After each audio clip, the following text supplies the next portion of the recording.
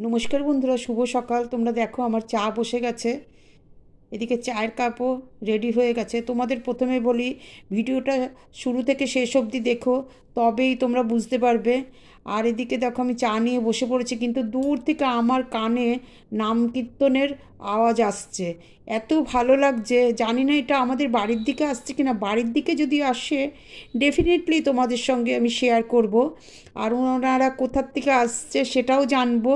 আর তোমাদের কীর্তনটাও শোনানোর চেষ্টা করব যদি আমার বাড়ির এদিকে আসে।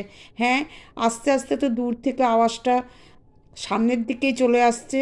যদি আমার বাড়ির সামনে দিয়ে যায় তাহলে শুনবো, নিজেরও মনটা ভরে যাবে। সকালবেলা ওনাদের সাথে যদি একটু কথা বলতে পারি, আর আমার সাধ্য মতন যতটুকু সমর্থন হোক একটুখানি দক্ষিণা দেওয়ারও চেষ্টা করব। আর দেখি তাহলে, চলো ওনারা কত দূর আসছে। এদিকে দেখি বেশ আস্তে আস্তে আওয়াজটা দেখছি আমার সামনের দিকেই ভেসে আসছে। হ্যাঁ, আর এদিকে আমার ঘরের কাজকর্ম মোটামুটি সব বাসি কাজ শেষ হয়ে গেছে। আমার প্রিন্সেস কালকে আসছে। হ্যাঁ, ওই তো ওরা আস্তে আস্তে আমার গেটের সামনেই দেখছি চলে আসলো।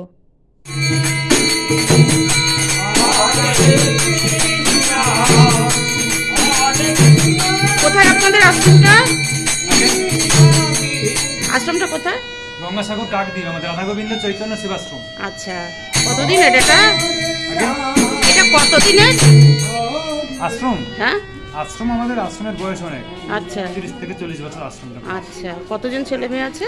এখন 162 জন আছে। আচ্ছা, আমি খুব ভালো লাগলো আমার। নিশ্চয় নেক্সট কোনো দিন আসবেন আমার ঘরেই, আপনাকে ডেকে আমি গান তো শুনবো, কিন্তু আমার মনের থেকে শান্তি হলো না, যেহেতু আমার বাড়িতেও প্রবলেম আছে। তা আপনাদের আমি নিশ্চয়ই একদিন ডাকবো, এরমই যাবেন, ঠিক আছে? তাহলে তো তোমরা শুনলে। এদিকে দেখো আমার চাও ঠান্ডা হয়ে গেছে। ঠিক আছে, একদিন নয় হলো, তাতে কিছু আসে যায় না, কারণ আমি তো ঠাকুরের নামটা শুনলাম আর ওনাদের সাথে কথা বলতে পারলাম।